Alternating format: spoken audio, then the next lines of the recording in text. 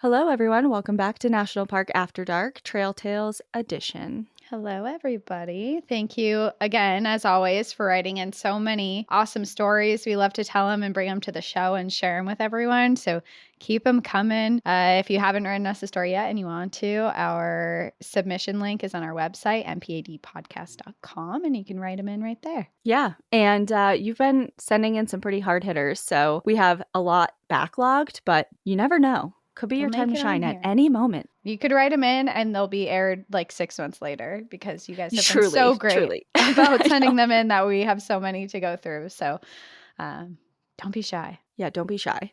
You never know when it's your turn. Like this story is titled My Side of the Bigfoot Story. Oh. So here we go. Love a Bigfoot story. It's like kind of a callback to a previous story that we shared that you'll remember right away. Okay. But I just had to include it because it ties it together. Cool. Good day, National Park After Dark podcast. My name is Brandon. Way back on your March 2nd episode, 132, Trail Tales 24, Andrea had told her Bigfoot story. Well, I've been meaning to tell my side of that story and finally had the chance to do so. As I'm sure you recall, Andrea led a silly hike to find Bigfoot, only to encounter a crazed hiker who truly believed in Bigfoot and was seeking revenge against Bigfoot. Well, the people she chose to play Bigfoot for the hike were her husband and yours truly. I was the friend. Oh my God. I know. That's I'm like, so here he fun. is. Okay. I was the friend she said she roped into doing this hike. In total, I have played Bigfoot 3 times for Andrea. The story I am telling is during the second time. First and foremost, I do not carry my phone while playing Bigfoot. Hard to convince people you're Bigfoot when your phone is going off. Fair. Besides, her husband carries his phone and I trust him. So when her texts and calls did not reach us, I just remember thinking, okay, it is business as usual since we have not heard from Andrea. Using our knowledge gathered from the first time, her husband and I formed a plan, then proceeded to go along with it. I never noticed his white sneakers, by the way, as I figure you know that was his problem. Lo and behold, though, everything goes amazing. We howl, we do wood knocking, and run on the trails right in front of the groups. There, of course, were some great spontaneous moments as well. Andrea's husband and I ran into each other, a Bigfoot collision. We even tried to do wood knocking along with howling to the tune of Journey's Don't Stop Believing at one point.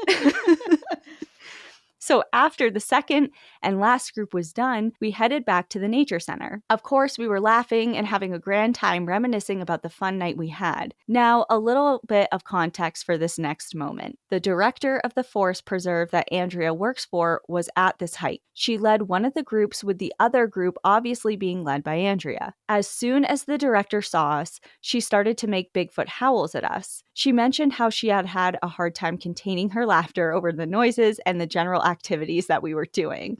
To top it all off, one of my college professors was on that hike as well. He emailed me the next day talking about how much of an amazing time his family had on the hike. The week after the hike, I came to visit Andrea's work as I am a regular volunteer. Of course, I go to Andrea with a big smile going, well, that Bigfoot hike was fantastic, wasn't it? To my shock, she responds, no, it was a miserable experience, and proceeds to tell me the tales she told on the podcast about the crazed hiker that she was scared of. I did not realize how truly scared she was until I heard her story being read on the podcast. Oh my God. I feel bad for Andrea, but it proves how good her husband and I were at playing Bigfoot. He came as a believer of Bigfoot and left still believing in Bigfoot. Luckily, though, her husband decided he was ready to give it another chance. So with Andrea's reluctant blessings and of course the forest preserve, we are doing another Bigfoot hike. And yes, yours truly will be joining Andrea and company. Depending on when you get this, it will be sometime in November of 2024. Hopefully, Andrea can have as much fun as the Bigfoot this time and get her confidence back. Thank you for telling my story, Brandon. I just Bigfoot love the himself. added in part is like, her story just proves that I was doing a really good job. Right. Meanwhile, she's like fighting for her life. She's like so afraid. Yeah.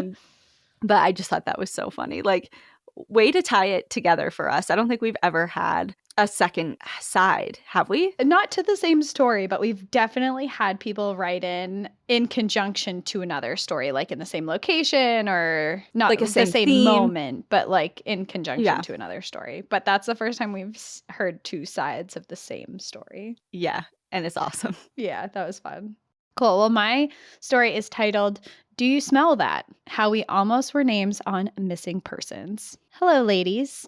Well, after listening to today's story, You Can't Grow Weed in a National Park, I decided it was time to share my tale of how we almost ended up faces on a missing persons poster. My name is Hill, and right after senior year of college, I got an amazing job offer to head to the North Rim of the Grand Canyon to do spotted owl research for one of my professors. One of my friends, a classmate, and 2 group leaders headed out in early May on our great adventure. We left Montana and headed straight south to start our summer gig. Upon arrival, we camped at the North Rim, and thankfully the Forest Service let us use their facilities to use the visitor center area. Next up was camp at the North Kebab Trailhead. Here we were treated to sharing our camp with horse trail packers who replenished our whiskey stashes and fed us steak and eggs for nights. Much better than the easy trail food we had been eating. Each day was spent basically waiting for dusk before departing in groups of 2 out into the wilderness of the Grand Canyon. Our goal was to make sure there were no nesting habitats of Mexican spotted owls in the area assigned. The Forest Service wanted to do prescribed burns in this area, but in order to do so, it had to be free of nesting owls. So I'm not sure what people think you do to find this out, but you literally hoot. You hike miles and miles in the dark, and then you stop and hoot like an owl every mile and take note if anything hoots back. Legit spend hours and days perfecting the hoot and being judged by fellow hooters. It's very technical, clearly. This is my kind of adventure, honestly. Yeah. As you can imagine, each night was an adventure. First off, it was May at the North Rim, which sits at about 8,000 feet in elevation. It was cold as hell at night and hot during the day. We hiked in snow, rain, and sharp underbrush to accomplish our goals. After a week or so, we needed to move to a different location along the North Rim, and this is where shit got real fast. The old extremely potholed road, if you can even call it that, was only perhaps 10 miles long, but it took us several hours to navigate in our vehicles. We had to place boards over the holes that were large enough to consume cars. Finally, we made it to the old abandoned fire lookout cabin. We decided it was perfect for base camp for the next 5 days of our research. We were especially excited because there was a vault toilet, and ladies know how nice it is to sit precariously perching to do your business in the woods. We unloaded, set up, and immediately noticed the extremely strong scent of Mary Jane. The crew we were with was, versed in smoking the stink, but no one had lit up, so the hunt began. We searched for hours, because hey, it's daytime and you literally had nothing to do till dark. We tried to break into the cabin looking for the source. We searched the land nearby, and I mean everywhere. Everyone came up empty-handed, and we all kind of went about our night. Night 2. We all finished up our hoots and were heading back to camp. We all ended up meeting a mile or so away on the road that we drove in on. We're all having a laugh talking about the night, headlights on, when we hear a vehicle. Like, what the actual fuck? No one would ever come up that terrible road at 1 a.m. We all looked at each other in disbelief and froze. A big black Escalade was on us, and it was too late to move. A man cracked the window, and our leaders approached the vehicle. 2 Dobermans peered out from behind him. He asked what we were doing way out there at night in our group with notebooks and backpacks. He looked at each one of us as the leaders explained what we were doing. They showed him their notes from the night and previous nights. He gave them the stare down and kept repeatedly asking questions. Who are we? Why are we there? Y'all seem a long way from home. Finally, by some luck, he rolled up his window and slowly rolled up the road towards home base. As he disappeared over the next small rise, the 2 who approached him told us, "Everyone lights out, run, and don't meet back up until dawn." Holy shit, did we run? Run. Oh my God. That's terrifying. Holy shit, did we run miles in the opposite direction until we felt safe. My mind raced for hours about what had just happened. At dusk, we all slowly started to emerge from the forest.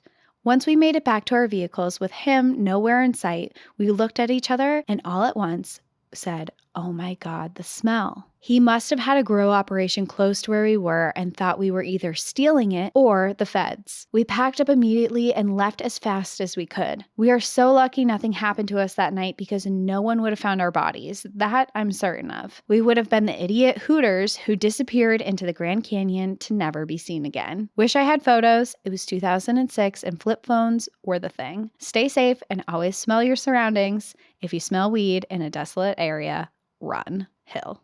Imagine trying to explain that. Like, sir, we're hooting out here. We're hooting. We're looking for, you just start showing off your hooting skills. You're like, hooty-hoo. Like, that sounds like the most I've been made practicing.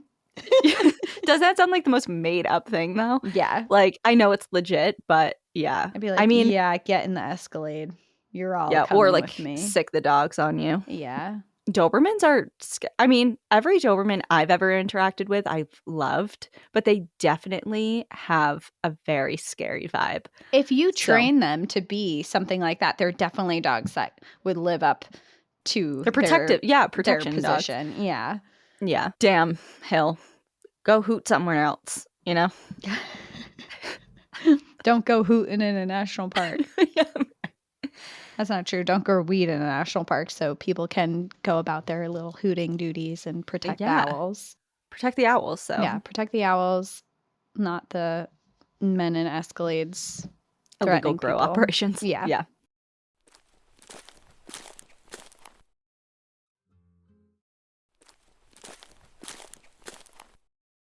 My second story is titled, There's No Such Thing as Coincidences. Nope, that's my story.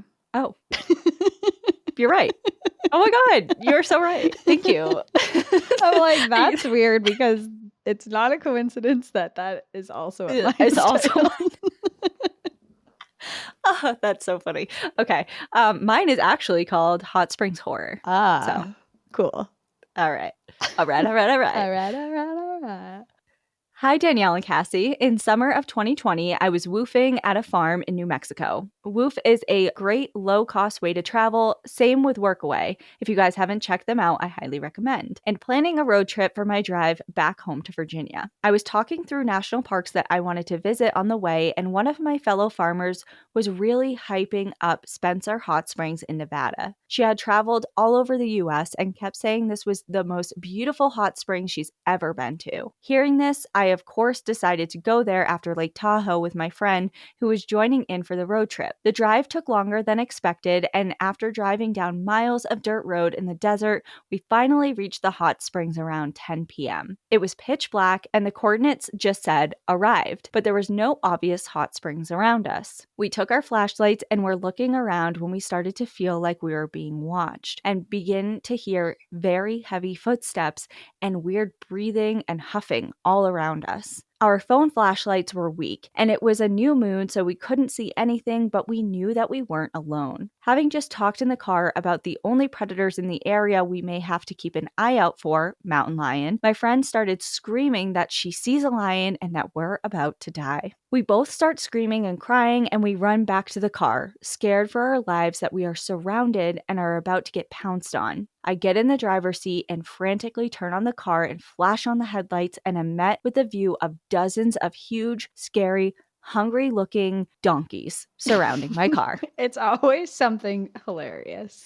We felt so silly and had a good laugh. Then went back outside to find the hot spring. We finally found it, but it was covered in donkey poop, so neither of us went in. Even though we didn't enjoy the hot springs, we still did enjoy the laughs and some of the brightest stars I have ever seen. I'd say Spencer Hot Springs is still worth the drive if there are no donkeys there. It was a beautiful little watering hole in the middle of the desert, which is very unique compared to most of the hot springs I've been to that are in the mountains or next to a river. Thank you guys for all the laughs, entertainment, and lessons you've given in the podcast. May 2024 bring the best yet, Madison. And I picked that not only because it's funny as hell, but because I was like, this is bringing something up here.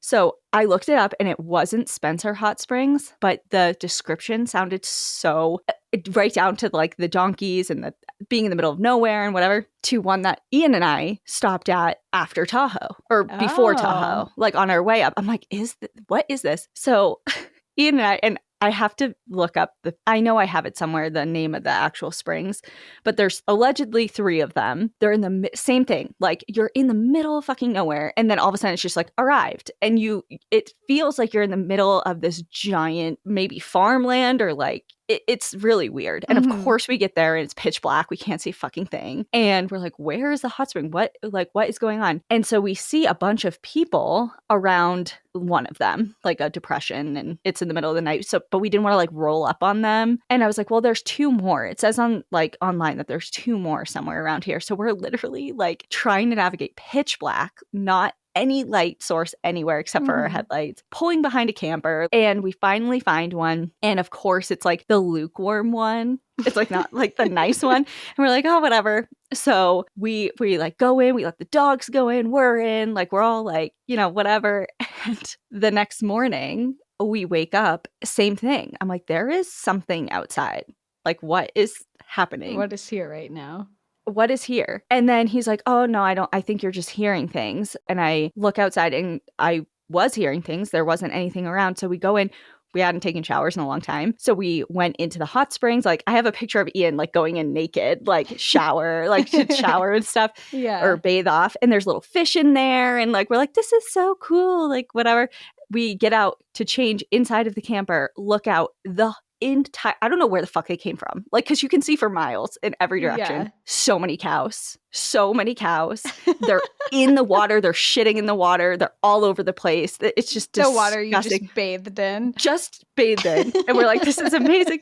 Cows everywhere. I have videos and pictures of it. And I will show you, or maybe I'll post them too. But it's just so funny because the night before we're like, this is amazing. And even that morning, like the sun's coming up, we're like, this is beautiful and it's so pristine and lovely. Pristine. And there's just cows shitting everywhere. Everywhere. They're literally in it, like chest deep in it. And then some of them are like, it wasn't like they were drinking out of it. I'm saying they were in it. Oof. Like, well. Cows like hot springs too. Yep, right. I'm like, we got to share the space. Yeah. So they're entitled to the hot springs just as much as you guys are. It's just so funny. I'm like, where did they come from? Must be some type of farmland. Yeah, but like when I show you the thing, like it is flat. You would see, especially it wasn't one or two. Right. Maybe they were all like on the ground and looked like rocks, and then they stood up. That's actually a really good point. They like got up for the day and they're like, oh, well, time for our morning ritual. Because cows, they don't sleep standing up, do they? Or do they? I don't believe so. I think horses do. But I think cows lay down more. Yeah. I don't know. Anyway, so I had a similar ungulate experience at a hot spring in Nevada. I love that.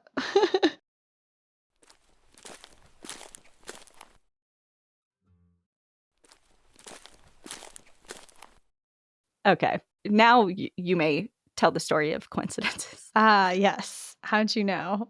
My story is titled, There's No Such Thing as Coincidences. Hi, Danielle and Cassie. In typical NPAD fashion, you already know I have to start out this email by raving about your podcast, as if I'm telling someone about it for the very first time. I started listening to you guys in the fall of 2022 after a friend had mentioned it while we were hiking in Colorado Springs. On the flight home, I downloaded a few episodes, which quickly became some of my favorites, such as episode 73, An Adventure Worth Dying For, and episode 100, Frozen Alive in the Scandinavian Mountains, and the rest was history. During the time I started listening, I was feeling as most 20-somethings do about life in general, lost and unsure where to turn to next. I had missed out on an opportunity that I thought at the time was my quote-unquote dream job and was rather disheartened about it. Coincidentally, or not, I was also at the place in this podcast where Ian had passed away, and your newest catchphrase at the time was, "There's no such thing as coincidences." Insert moment of silence or laughter in memory of Ian, whichever you think he would enjoy more because he seemed super cool. A laugh. A laugh. Sure. Typical clown. Classic Ian laugh is the first thing his laugh that just makes everyone else laugh. Mm-hmm. My adventure began when I was solo hiking in Arizona in, I don't know how to say this, but I'll try, by Paistua Peak. You may also know the spot from the Instagram reel going around of the person who was airlifted out of there on a stretcher spinning rapidly in circles. I have seen that. I have My seen God, that. yes. That is my nightmare. Although There's like people commenting like, bro, just leave me here. yeah, it's like, why'd you even rescue me?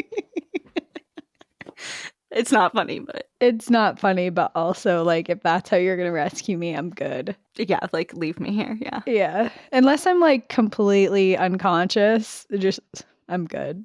I think at that point they might have been. Yeah. They were whipping. They were going so fast. That was a horrific video. Oh no. The next thing they say is, well, my story was slightly similar. Oh no.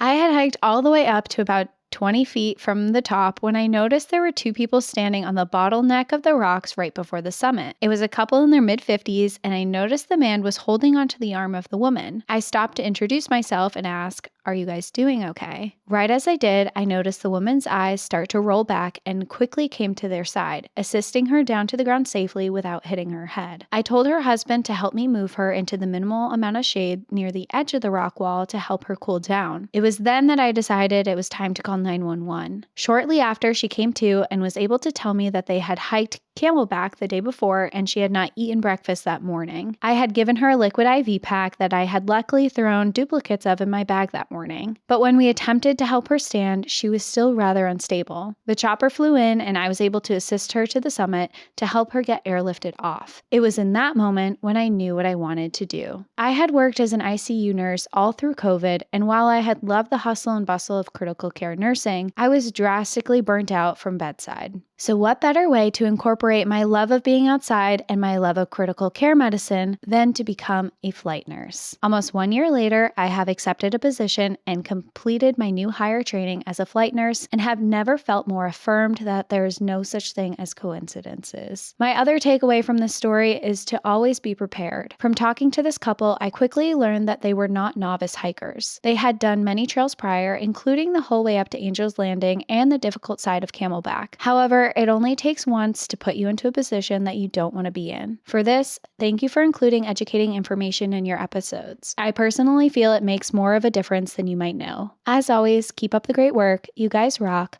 Sincerely, Kaylin. Oh, hell yeah, Kaylin. Congrats. Cool job. Yeah, really cool job. And no such thing as coincidences. Yep, there is a reason you were on the mountain that day. 1, to find yourself, and 2, to help that woman out. Yeah, 100%. Sorry also for laughing about flight things. Now that I you're thought in that you were going to tell me that woman got lifted out the same way. And I'm Well, glad now- that that was not yeah. the case. Yeah, it's like, I'm so sorry.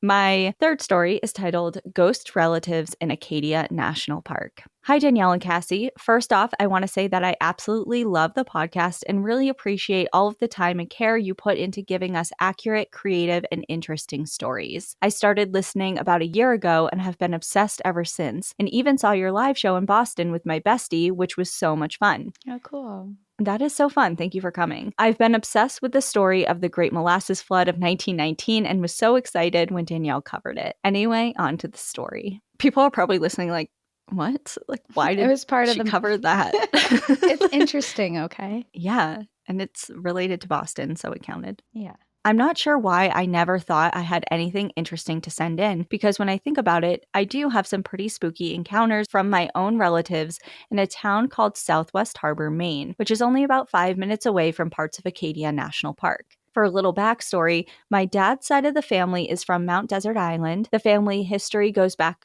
pretty far, way before Acadia National Park, which takes up a large portion of the island, was such a tourist destination. My grandparents were both born and raised in small villages on the island, Manset and Seal Cove, and have been together for over 60 years. The family names and legacies can still be seen throughout the island. For example, Beale was my great-grandmother's maiden name, and Beale's Lobster Pier is a very popular place to get an iconic Maine lobster roll. Many of the places in town were originally founded by my ancestors. But this story focuses on just one house where the spooky events have taken place throughout the years. The house my grandfather was raised in Southwest Harbor, is an old sea captain's house built in the 1800s and is still in our family today. I feel super fortunate to be only a 3-hour drive from the national park park and to be able to visit there often and spend time with family and hike, kayak, and enjoy the absolutely beautiful views. But when we visit, we never know if we are going to have a ghostly encounter, as a couple ancestors died in the home, and it seems like others are attached as well. For many years, my grandparents rented the house to vacationers during the summer. Many guests reported feeling like they were being watched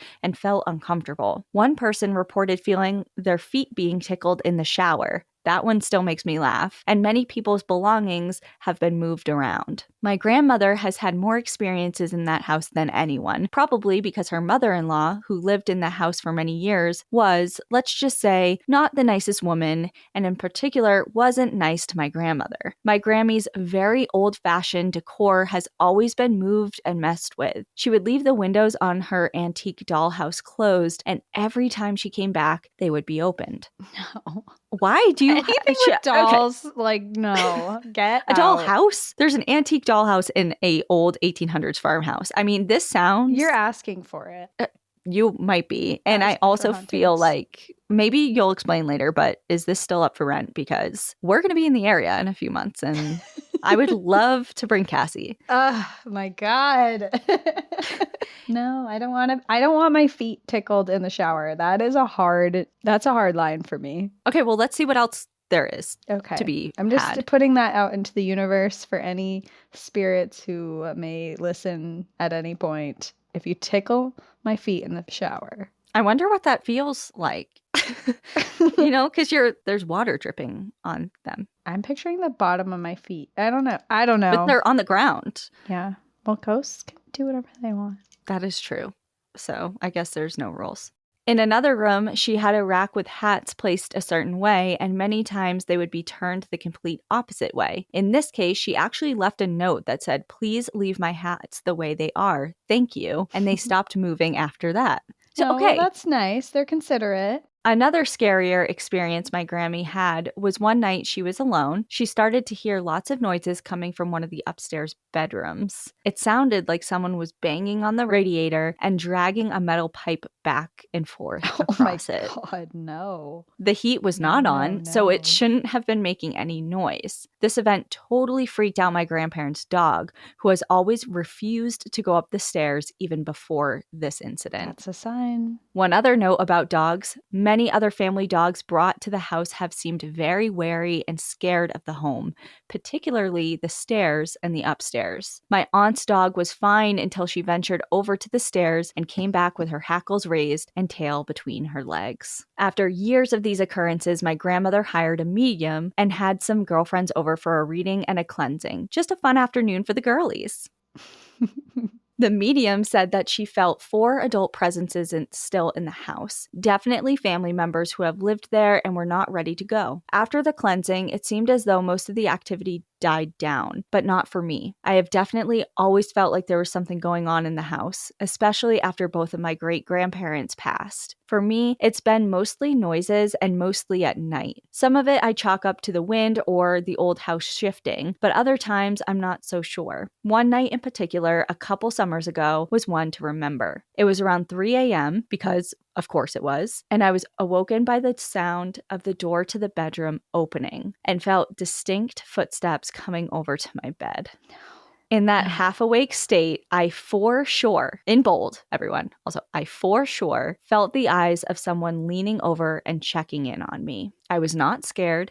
It felt very comforting. My first thought was that it was the morning time and my dad was checking to see if I was awake, which he had done on occasion before if we were getting an early start to a hike. But a few seconds later, I opened my eyes and saw that it was the middle of the night and the door to my room was completely closed.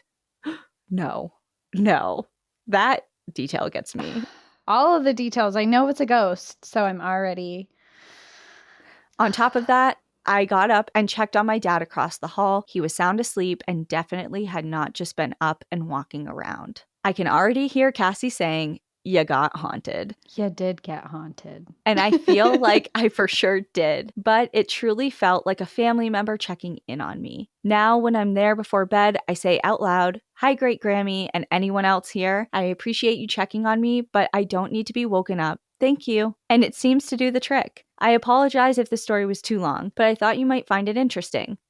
I know you Oh my God, what are you about to say? I know you ladies have a group trip planned for Acadia next summer. I would love to meet up with you for a hike or some other activity if that would be allowed. Yeah, if we can go to this house. Reach out to me directly. If we can have a seance in your house, for sure. I understand if not, since it's a closed group, but I would still love to give you any tips or recommendations for while you're on the island. Hopefully I can direct you to some places that might not be so crowded. Anyways, thanks for reading, love the pod, and happy holidays to you both. See, oh, here we are. What did we just say? It could be 6 months. She just said happy holidays. Yeah, well. And that's what, 6 months? Unless you're referring to 4 months ago? Memorial Day, then yeah. Definitely not. Enjoy the view, but watch out for ghost relatives, Emily. Well, I'm glad you weren't scared because I would have been. And it is a cool story if it's your ancestors and they're being friendly. Yeah. Do you think that you would be, like, if you had the knowledge that, or at least you had a strong feeling that any activity was coming from your family, like whether or not you knew them? Like if you were like, okay, this is my great grandmother's house or whatever. I think that does it change? Maybe it would have. I think it would have to be like family that I knew a lot about. Like my mom's dad passed away when I was really young, and my dad's dad passed away before I was born. So if it was something like that where I know people who are directly very involved with them and close with them, I think it would be cool. But if it was like my great grandmother or grandfather or something, I think it would, I don't know, still freak you out. It would still freak me out. But if it was like someone that I knew in life or someone I love knew in life, then I think I would feel a little differently. Okay, that's fair.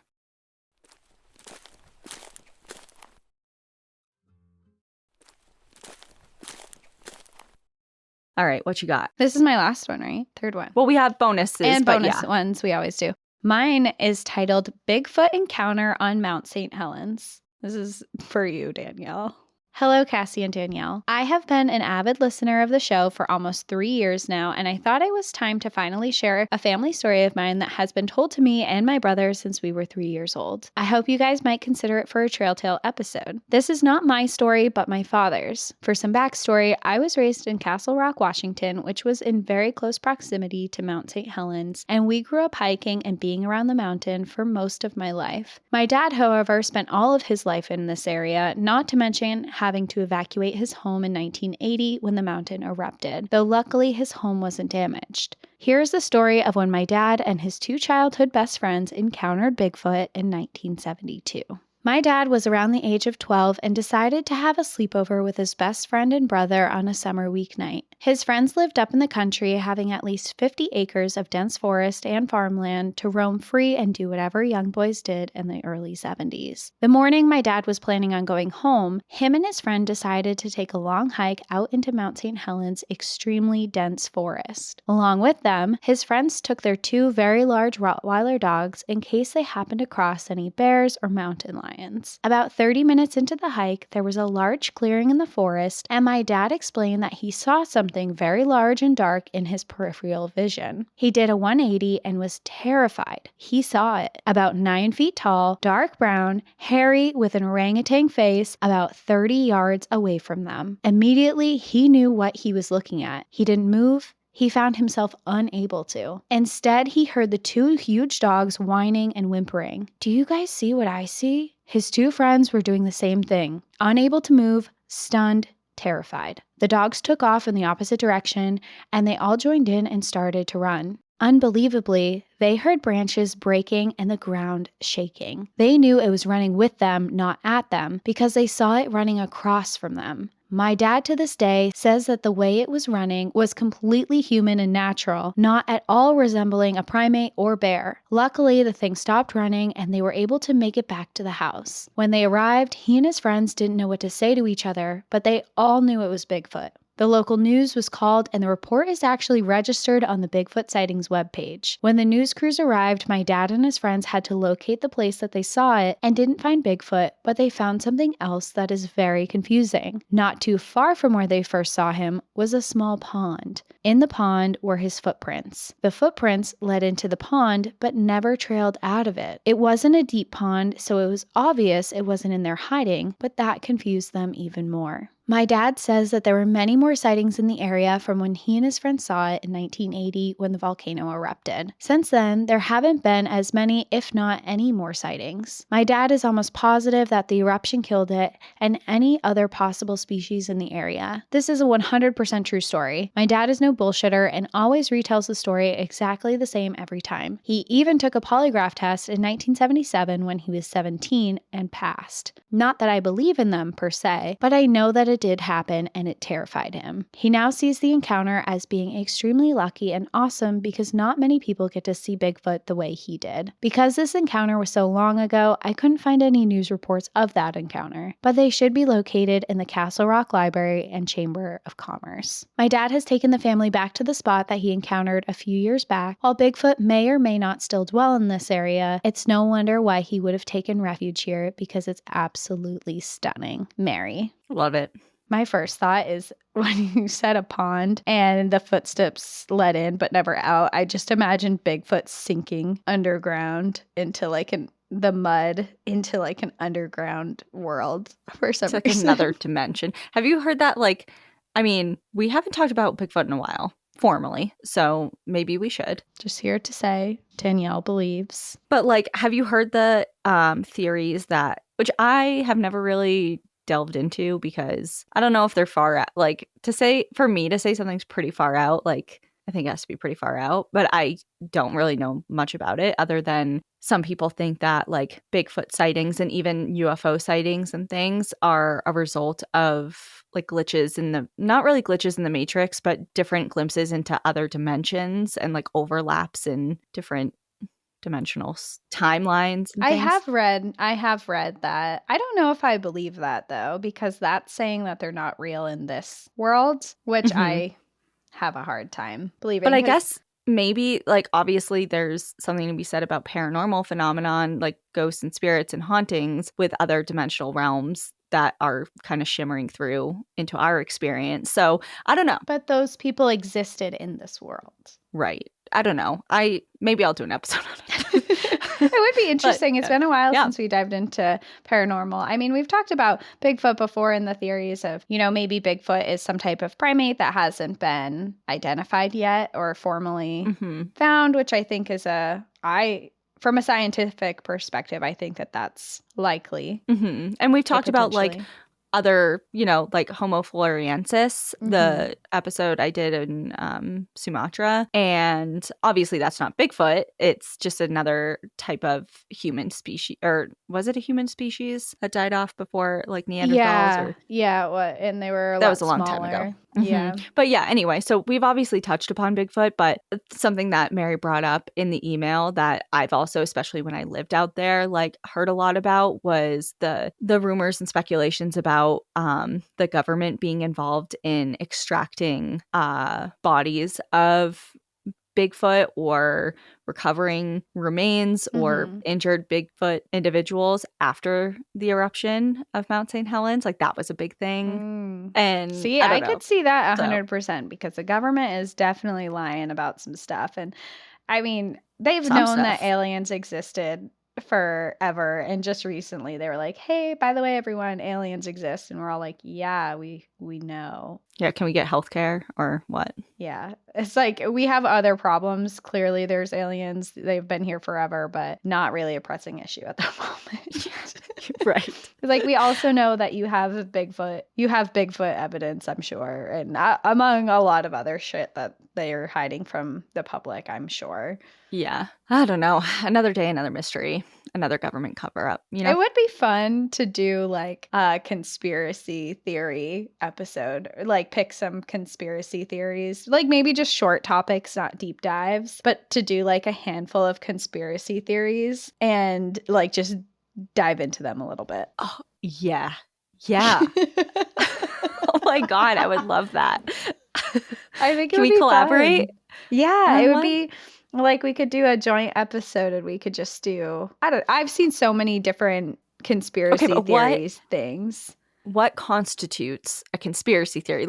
Would Nessie or Champ be under a conspiracy theory, or is that just a cryptid? Like what? Like where do we draw the line? I think that it would have to be a conspiracy theory where something's being covered up. So By the like government. if we're talking about Nessie and the government is covering up Nessie's existence, even though there were sightings, then that's a conspiracy theory. But just to say Nessie exists and these are the sightings would not be a conspiracy theory. Okay. So There has to be Okay. some type of cover up involved. okay, I will do this and I will put my life on the line. The government may come after us. It's like when we start saying that politicians are all lizard people and we disappear And we go missing. You all know lizard people exist. Right. And they came And for we're us. proof. Us missing is proof. Okay, I'm so down for this. We'll talk about it. Okay. We have ideas Amazing. brewing out loud. Wow, this is great. Okay. Well, we have 2 more bonus stories and they both involve poop. So if you're into that, you can come If over. poop is your thing. Come on over to Apple subscriptions or Patreon. Become an outsider on either. You will get every Trail Tale episode ad-free with 2 bonus stories. So, Yeah. Oh, I think we should also mention too on Patreon, we started doing, and we can't do it for Apple subscriptions just because of the way the platform is at the moment. But for Patreon specific subscribers, we are doing twice a month. We're doing live episodes, and we've been typically sticking to park news as of recently, where we discuss recent stories that are happening like within current the events. park. Yeah, like it's like your weekly news events. With us. But Cassie even printed out her notes once and came like a reporter. yeah.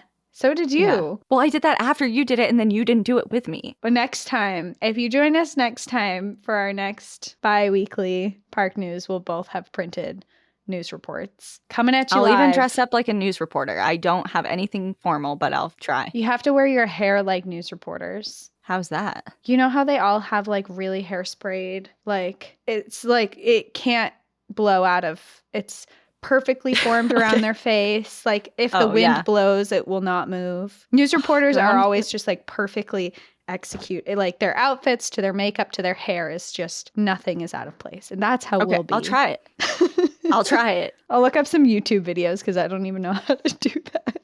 I'll wear they always have lipstick on. Always. I will do that. And do I have a blazer? I don't think I have a blazer, but I feel like they're blazer people. Anyway, well, you'll just have to find out what we do. But yeah, we do other things. We have other ideas. It's not always going to be park news. But yeah, we do it twice a month. It's fun. It's interactive. So you can chat with us live. We can see the conversations. You can talk to other people. It's fun. Yeah. So come join us. And if you don't, that's fine too. But just consider it. Yeah. We appreciate you anyway. We appreciate you all listening. You're all great. And just keep in mind that we do this. Maybe someday we can do like a live episode for everyone so they can see what they're about before joining. The pressure will be on with that one. Scary. We'll have to really bring the big guns for that. Yeah, we will.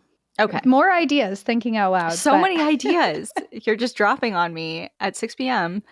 I know. Before a really big night for us. We do have a really big night tonight because I don't know if anyone else has guilty pleasure TV that they watch, but ours is Love is Blind and the reunion is on tonight. Mm-hmm. And it's my only trash TV show that I watch. Me too. I will say. And it just gets me every time. Except for Married at First Sight. I also watch that one because that is just reality TV gold. But is that considered trash? I guess Love is Blind isn't trash. I don't think it's trash. They're real people, but it's like kind of it's a guilty pleasure show. Like I'm not watching it and becoming educated or learning. Right. I'm not evolving as a human. Yeah, to watch it. I'm just watching toxic relationships unfold on TV and people that I end up like getting attached to, getting hurt, even though I've never met them. And I know, it's a whole thing. Yeah. Right now, you know how they film seasons simultaneously in different cities? They're filming in Denver, aren't they? I know, right now.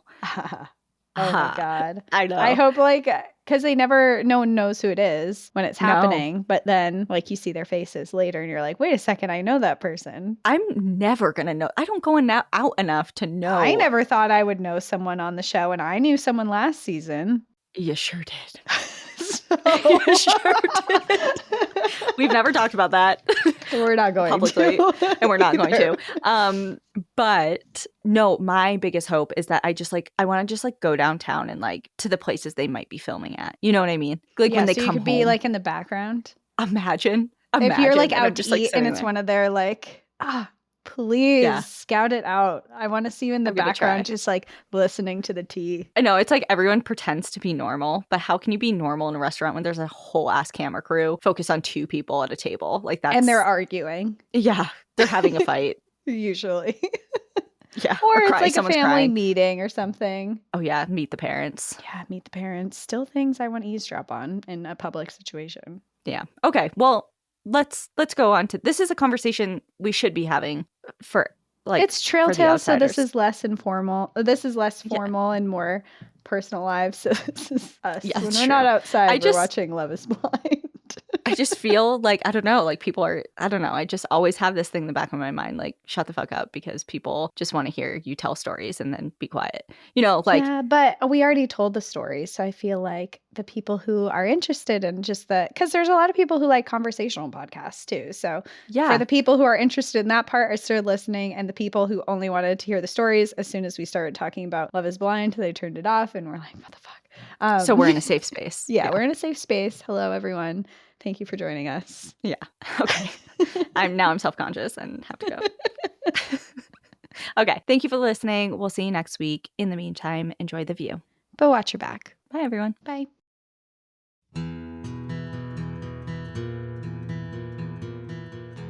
Thank you so much for joining us again this week. If you have a trail tale or story suggestion, send us an email at stories@npadpodcast.com. Follow us on Instagram and Facebook at National Park After Dark and on Twitter at NPAD Podcast. Join our Outsiders Only community on Patreon or Apple subscriptions to listen ad-free, unlock monthly bonus episodes, and exclusive content. And remember, when you support our sponsors, you are supporting our show. For our exclusive discount codes and source information from today's episode, check out the show notes. For more information on our show, our book recommendations, merch updates, and more, visit our website at npadpodcast.com. And please rate, review, and subscribe from wherever you listen to podcasts.